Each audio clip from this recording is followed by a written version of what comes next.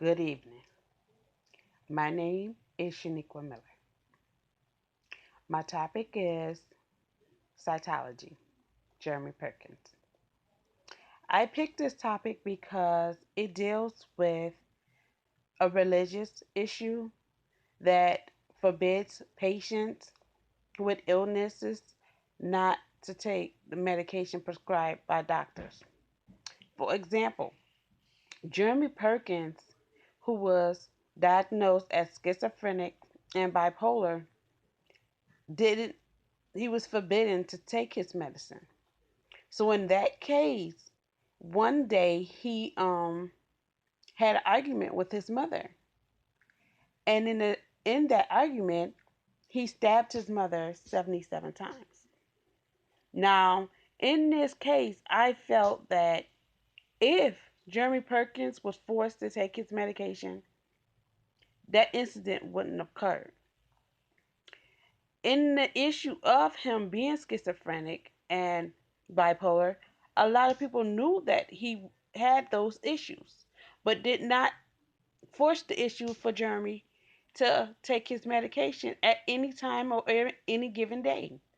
So I felt I had an issue with that because I felt like that in the case when you know that a patient or a person is real sick and you know that if they're not on medication, if they're not properly taking medication, or if they're not properly being told to take medication, in those cases of being schizophrenic and bipolar, something bad is going to happen because they're not in their right mind. So I looked this case up and I saw that in Amherst, New York, the mother, Eli Perkins, who was the founder of the Church of Scientology, knew that her son wasn't taking this medication, nor did she force her son to take the medication.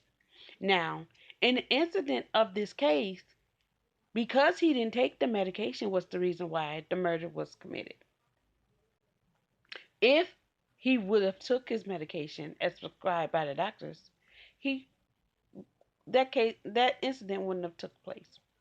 Now, in the judicial court, they found that Jeremy Perkins was insanely sick. So, in that case, why would you not? They called him dangerous without the medication. Why would you not force a man like that, or any person in that case, to take medication that you know can heal them? Now, Jeremy Perkins was not sentenced to jail because no one forced him to take the medication. No one was around for him to take the medication, nor no one issued him the medication. But he knew that he had this medication to take, but didn't take it because of his religion. In this case, a lot of things could have been forbidden and maybe not.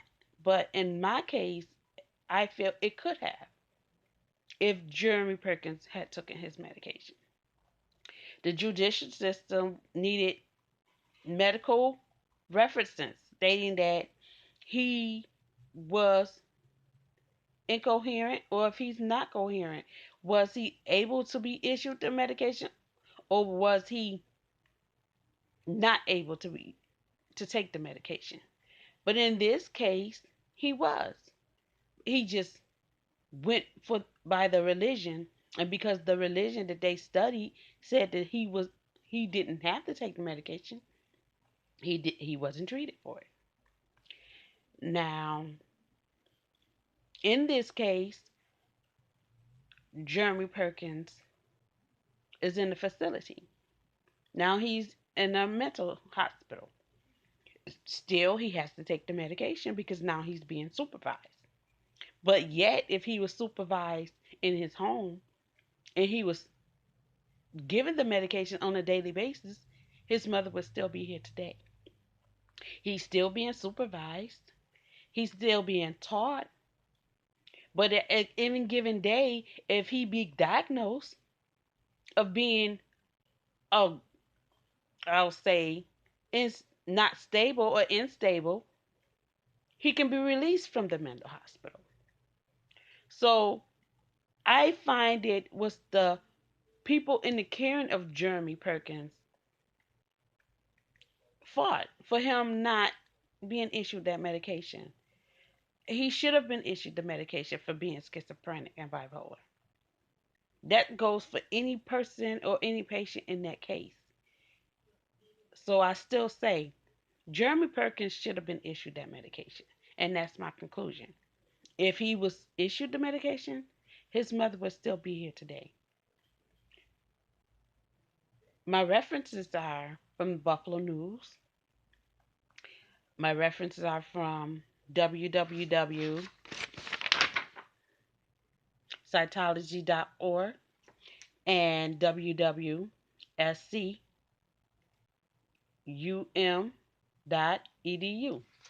Jeremy Perkins. Thank you.